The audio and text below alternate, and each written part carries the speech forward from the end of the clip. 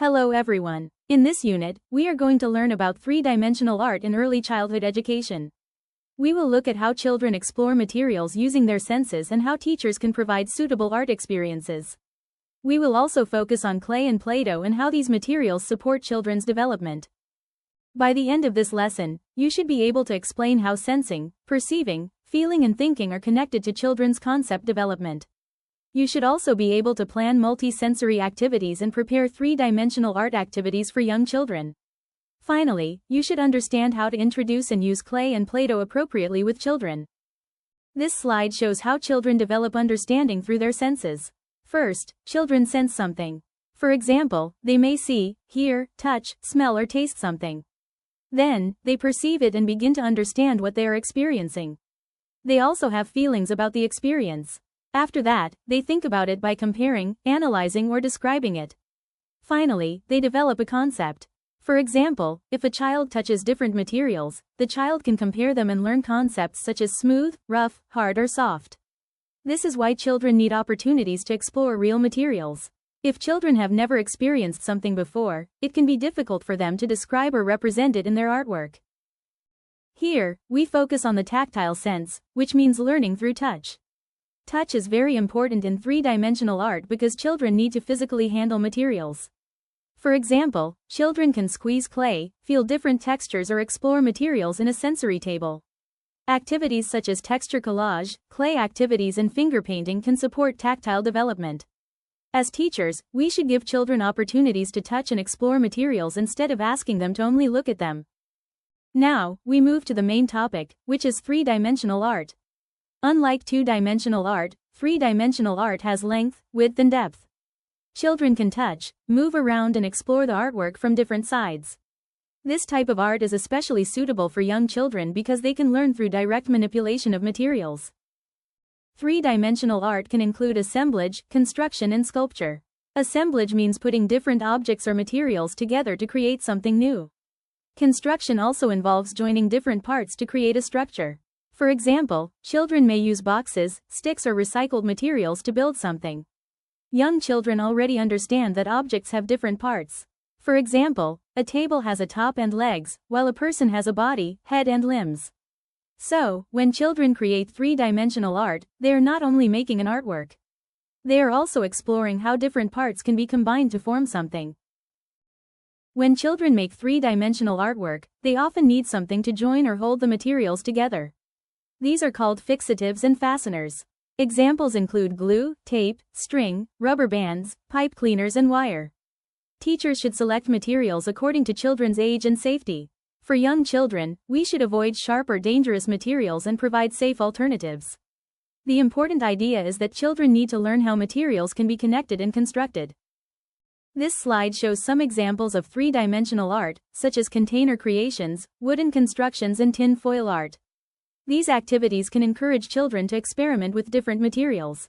For example, a simple container can become a robot, animal or building.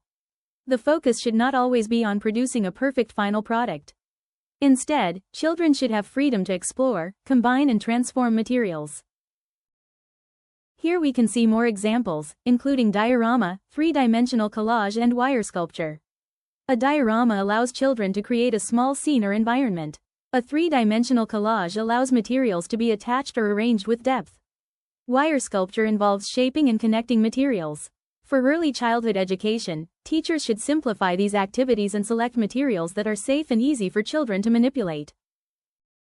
Next, we focus on one of the most useful materials in early childhood art, which is clay and Play-Doh. Children usually enjoy these materials because they can touch, squeeze, roll and change them. Clay and Play-Doh are excellent materials for sensory exploration and three-dimensional art. Children learn through their hands when working with clay. They can pull, tear, cut and roll the clay. Through these actions, children discover how the material behaves. Clay also supports fine motor development because children use their fingers and hands.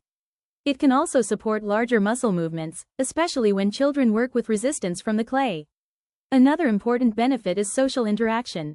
Children can talk to each other while working at the clay table. So, clay is not only an art material. It can support physical, sensory, social and emotional development. Clay provides a strong multi-sensory experience. Children can feel its texture, notice its temperature, see its color, and sometimes smell the material. Another important point is that clay gives children control. They can change, reshape, or undo what they have made. This is useful because young children are still exploring and experimenting.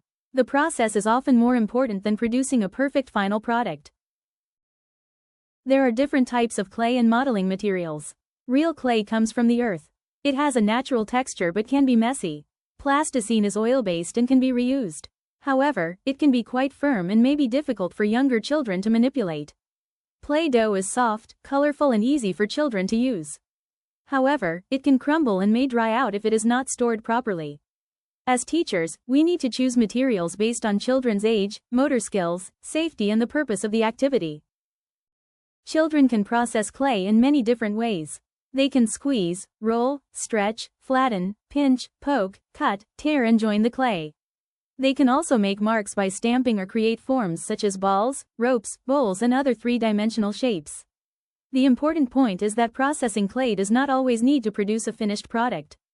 For young children, exploration is important. We should allow them to discover what they can do with the material instead of giving them a model that they must copy.